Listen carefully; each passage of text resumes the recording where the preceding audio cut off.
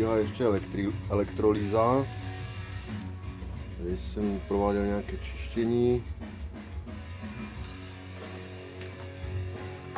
Stříkání černou barvou.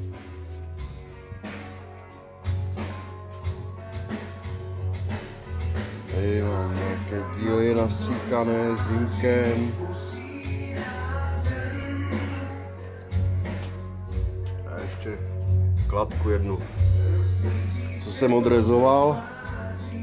No a motor vypadá, jsem tady nainstaloval, teda namontoval.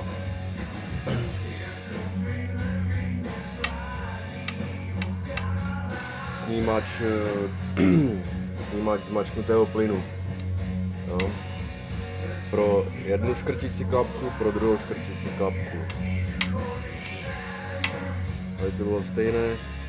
Cívka, rozdělovač, tlak paliva, jde přímo do budíku na přístrojovce.